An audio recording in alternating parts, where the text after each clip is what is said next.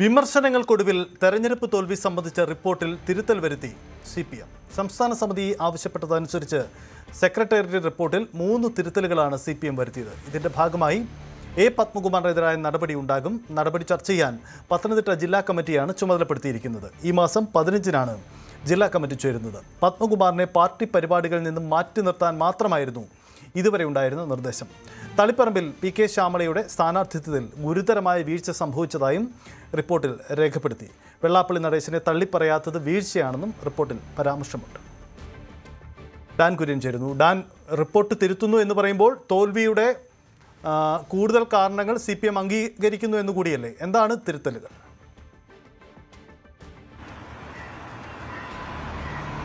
തെരഞ്ഞെടുപ്പ് തോൽവി വിലയിരുത്തുന്നതിന് വേണ്ടി കഴിഞ്ഞ ദിവസം ചേർന്ന സംസ്ഥാന സെക്രട്ടേറിയറ്റാണ് അതുമായി ബന്ധപ്പെട്ട വിശദമായ റിപ്പോർട്ട് തയ്യാറാക്കിയത്. ആ റിപ്പോർട്ടിലാണ് സംസ്ഥാന സമിതി 3 പ്രധാനപ്പെട്ട തിരുത്തലുകൾ ഉൾക്കൊള്ളിക്കണമെന്ന ആവശ്യം മുമ്പോട്ട് വെച്ചത്. അത് ഉൾക്കൊള്ളിച്ചുകൊണ്ടാണ് ഇപ്പോൾ ആ റിപ്പോർട്ട് തയ്യാറാക്കിയിരിക്കുന്നത്. അതിൽ പ്രധാനമായി തളിപ്പറമ്പിലെ സ്ഥാനാർത്ഥിത്വവുമായി ബന്ധപ്പെട്ട് മണ്ഡലം കമ്മിറ്റിയിൽ 73-ൽ 70 പേരും എതിർത്തിട്ടും PK ശ്യാമള സ്ഥാനാർത്ഥിയായത് എല്ലാവരെയും അത്ഭുതപ്പെടുത്തി. ആ തീരുമാനം തെറ്റായ തീരുമാനമായിരുന്നു.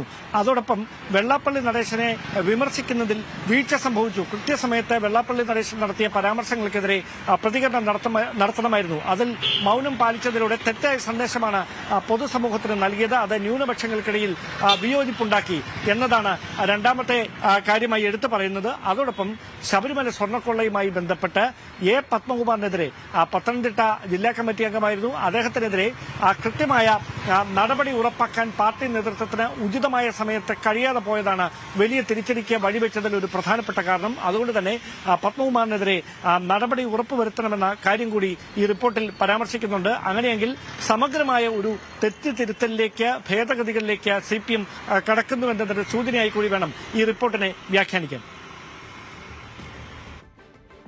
പാലക്കാട്, തൃത്താല, കോങ്ങാട്, പാലക്കാട്, ചിറ്റൂർ മണ്ഡലങ്ങളിലെ തോൽവി CPM വിശദമായി പരിശോധിക്കും.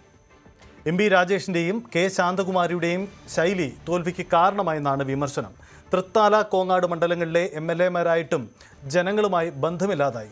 CPM സ്വാധീന മേഖലയിൽ പോലും തിരിച്ചടി നേരിട്ടെന്നും നെല്ല് സംഭരണം ജില്ലയിൽ ഇടതുപക്ഷത്തെ ബാധിച്ചുവെന്നുമാണ് വിമർശനം.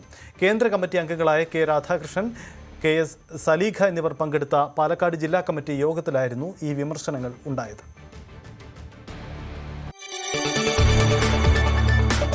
കൂടുതൽ വാർത്തകൾക്ക് News 18 Keralam YouTube channel subscribe ചെയ്യുക.